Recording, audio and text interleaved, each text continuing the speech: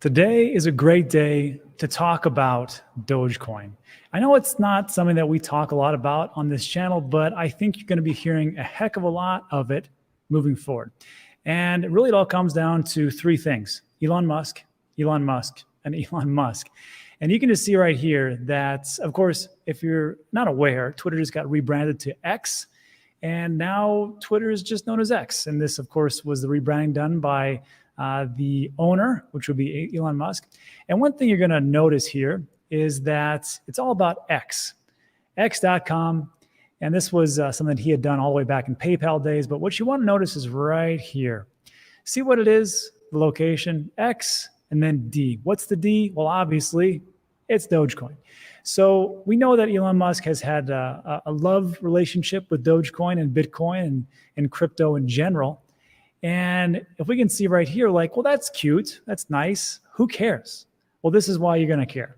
So Elon Musk says X will offer an entire financial world in the coming months. And actually, there is a quick snippet video where he talks about how this could take over half of the financial obligations of the world. Now, I'm not going to go that far, but I can just tell you, if this billionaire gets in his head that Dogecoin is going to be the end-all be-all, then maybe he will adopt it and move forward. But the question is, should you adopt it and move forward? Well, we'll take a look at what's behind Dogecoin. So first things first, this is the website, dogecoin.com. And it's got a lot of great information, quite honestly. It tells you what Dogecoin is all about. It is a fork of Litecoin. It came about in December of 2013. And then it really picked up steam in just a month later, which is kind of crazy, but that's what it is. You can get a wallet right here on dogecoin.com.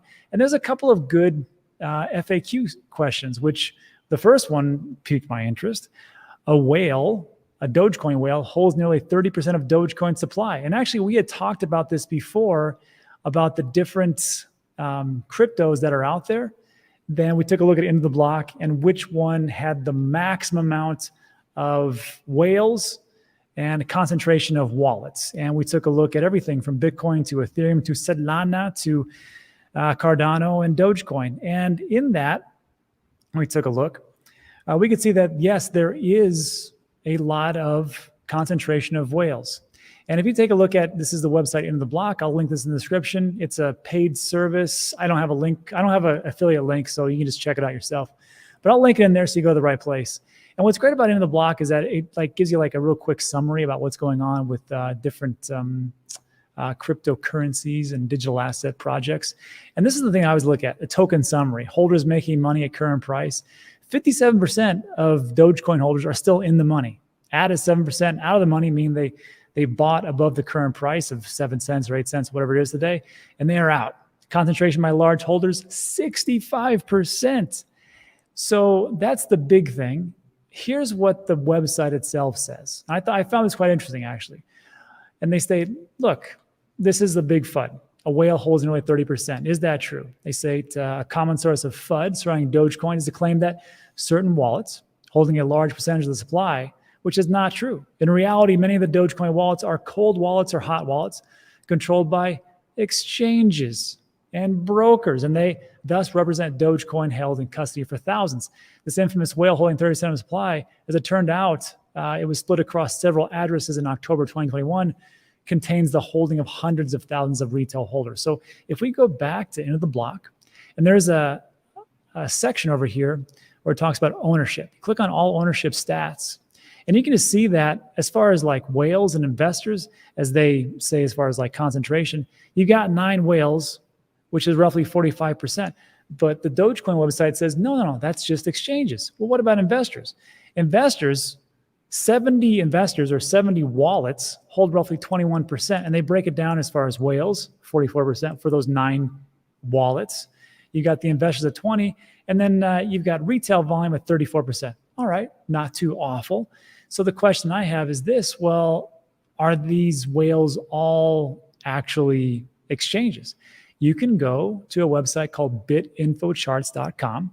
I'll link this in the description, and you can click on Dogecoin Rich List, and it'll show you the top addresses, the top wallets, and who owns what. So this wallet right here owns roughly 23.5%.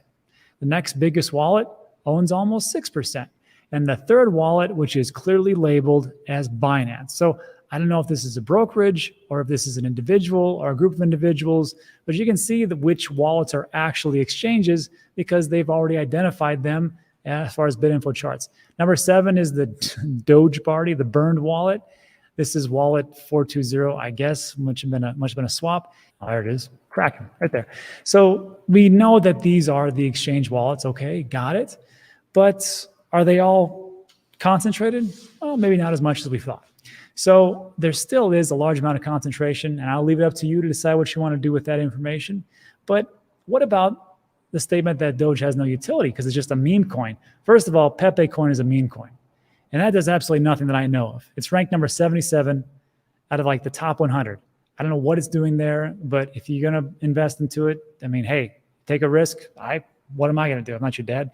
So with Dogecoin, they say it has no utility. And they said, no, it's not true. It almost definitely has. Dogecoin is money. And again, sometimes it's not what you or I think. Sometimes it's what the masses think. And this is in the mind of Elon Musk of what he's thinking about as far as Dogecoin and how it all pertains to the global market. So this is about a minute long. Just take a listen. I played a significant role in creating PayPal. Right. And so my understanding of the money system at a fundamental level of how it actually works, the detailed mechanics of it, is, I think, there are very few people that understand it better than me. Bitcoin is an interesting example, obviously the prime mover on this, but the transaction volume of Bitcoin is low. Yeah. And the cost per transaction is high. It is, at least at its base level, suitable for maybe an exchange, a store of value. But fundamentally, Bitcoin is not a good substitute for transactional currency. Right. And even though it was created as a silly joke, Dogecoin is better suited for transactions. Why is that? The total transaction flow that you can do with Dogecoin is substantially more than, like, transactions per day is much higher than, has much higher potential than Bitcoin. It is slightly inflationary. But that inflationary number is a fixed number as opposed to a percentage. Right. So that means over time, its percentage inflation actually decreases. And that's actually good because it encourages people to spend and rather than sort of hoard it as a store of value. So yeah, that gets you kind of into the mind of what Elon Musk is thinking, because he's really just saying to us is like, look, I believe that Dogecoin is better for transactions. I believe that Bitcoin is for a store of value. And that's just kind of like where he's going and moving forward. So I know right now people are screaming at the screen going, Rob, but what about Lightning Network? And what about XRP? And what about fill in the blank of your favorite altcoin? I get it. They can all do those things. They can definitely do those things. But that's not what we're here to talk about, in all honesty. Those things can be true. But the person that owns Twitter and has millions and millions of followers, over 100 million followers, and has a massive amount of people on Twitter, what do you think he's going to talk about more? Your token or Dogecoin? So when he talks about these things, it actually makes me think of two things: trueflation and transaction costs. And what I'm talking about here is there was this video, Ben interviewed Darius Dale.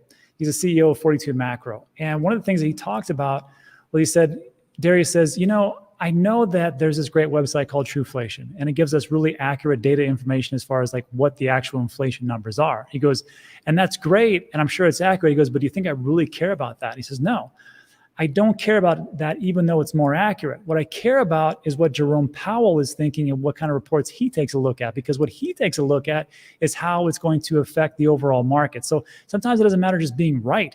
Then I just talking about the things that people are thinking and what they believe moving forward. And the next thing I think about is transaction cost, because what Elon Musk was talking about was he's talking about the transaction volume. But if we take a look at the cost itself, because that's the big thing. Everybody wants it faster and cheaper, right? So you'll notice that no one really talks about Ethereum as being a great transactional host. That's not it. The gas fees are ridiculous and it's crazy. That's why L2s are going to really jump up the market moving into 2024 and 2025. Average transaction cost, because remember, this is a fork of Litecoin in 2013. And we can just see that, in all honesty, it's pretty low. I mean, transaction costs here, what do we got? At the high, $2. And that was in 2021. Of course, that was the very, very tip top. But if we see like average transaction cost, not too bad. And if we overlay that with, let's say, XRP, Dogecoin, actually much higher, which again, I'm not debating the fact that XRP is actually lower. I'm just telling you what it is. If we take a look at ETH, which would be the largest one, ETH is in blue, it's way higher. Then of course, we take a look at Bitcoin, it's much more than that. And of course, we take a look at Litecoin, kind of like evens everything out. So in all honesty, if Elon believes that the transaction cost of Dogecoin is going to be just fine, especially as he makes it to the masses, I think that over time, and we take a look at this in the peak flows of what is happening with Dogecoin, it's the same thing that happened with Bitcoin. Everybody said that this was going to be great for transactions. And we saw that Bitcoin in 2017, 2021 went up through the roof.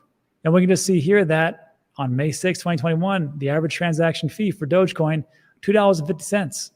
Then, of course, over here, March 10, 2022, something happened, probably some kind of upgrade. And we can just see that there are peaks and valleys. That's people not really using it too much. However, longevity. And this will be the last piece. And when I think about Dogecoin and people make fun of it, we always made fun of it. We always just think, it's kind of goofy.